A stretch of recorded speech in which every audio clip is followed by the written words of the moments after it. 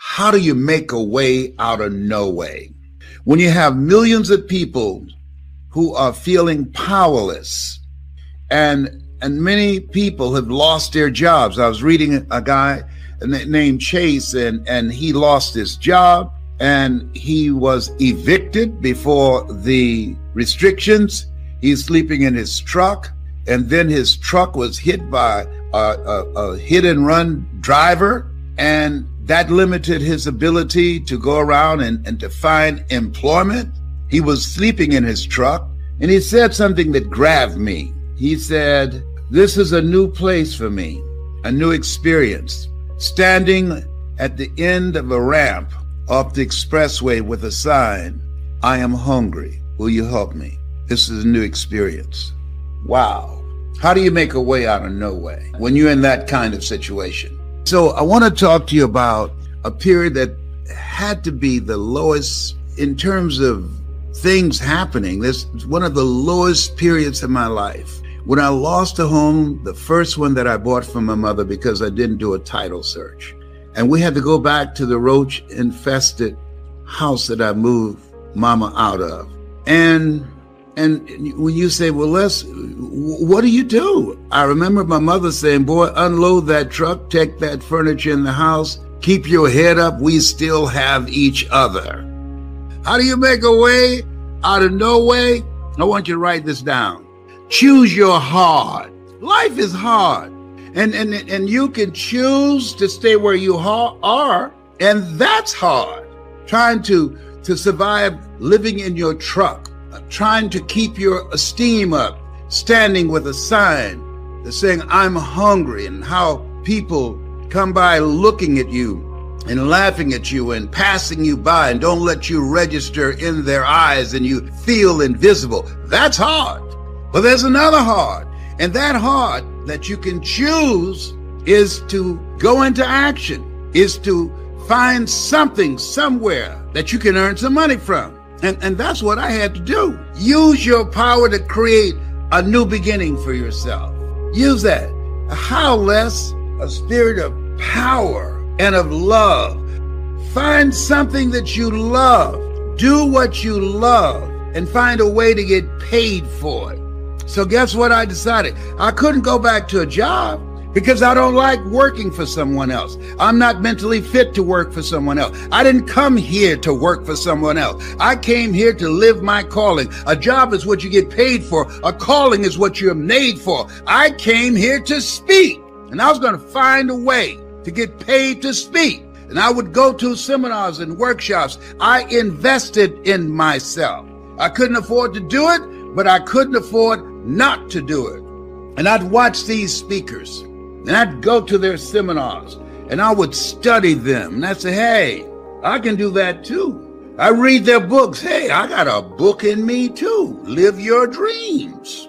I know about tough times. And see, they can make you or they can break you. Come on now. Come on, bring it. Come on now. Yeah. God not given us a spirit of fear. I had to replace fearfulness with being fearless and creative and take the initiative to do something else with my life. See, we all have these tough moments in life. Walt Disney filed bankruptcy 7 times, and he had 2 nervous breakdowns. Oh, he was bent, but he wasn't broken. No, he kept creating. Someone stole his first cartoon that had great promise, and someone stole it. Somebody on his team stole it from him. His heart was broken, but he didn't stay there being angry and bitter and talking about it.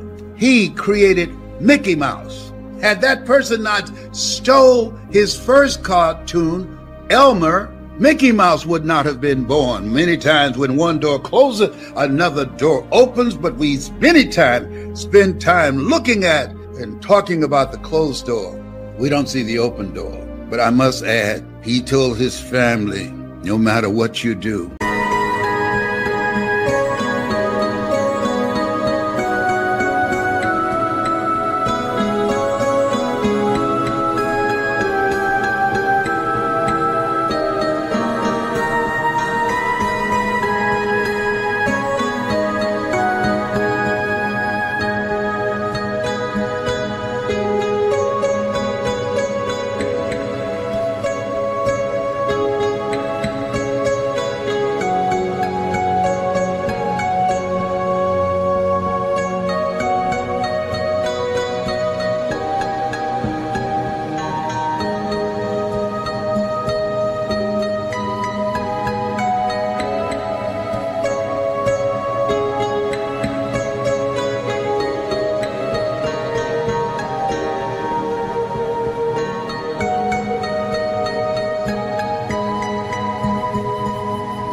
file lawsuit after lawsuit and get my first cartoon back.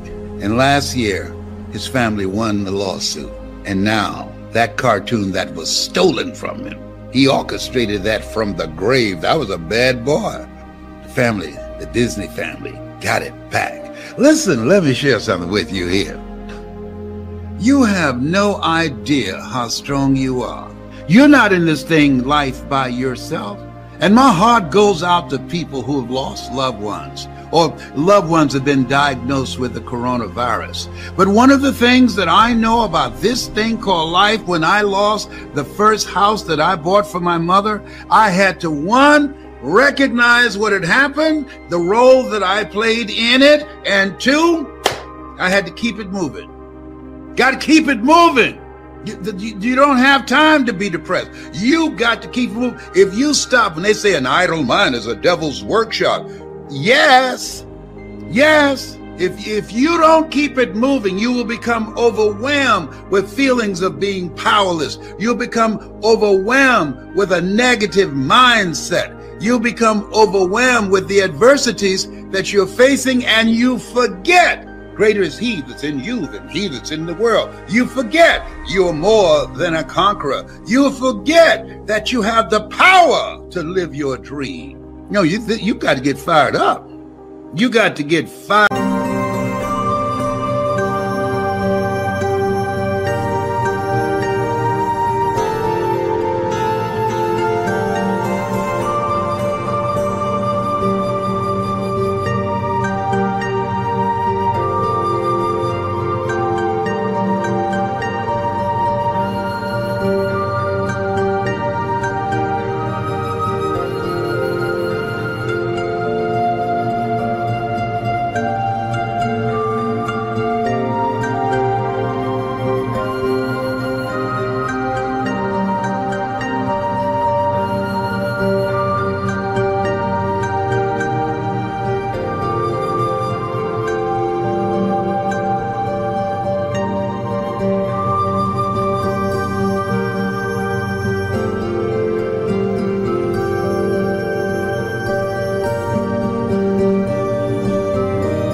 Up in this thing called life. We're still here. The fact that we still have our mind after going through the worst form of man's inhumanity to man in the history of the world, we are still here. Oh, wow. And whoever you are, whatever your paint job, you're still here. And this day is the best day of your life. This day, how could you say that? I don't have a job. This day, I'm going through foreclosure. I've just been evicted. This day, I'm making a choice between prescription drugs and food and keeping a roof over my head and clothes on my back and keeping our family together. This day, the best day of your life. How could you say that? If it's not, try missing one. You have the power in you to change it. You've been given authority and dominion over everything on the face of the earth. Find a way to win.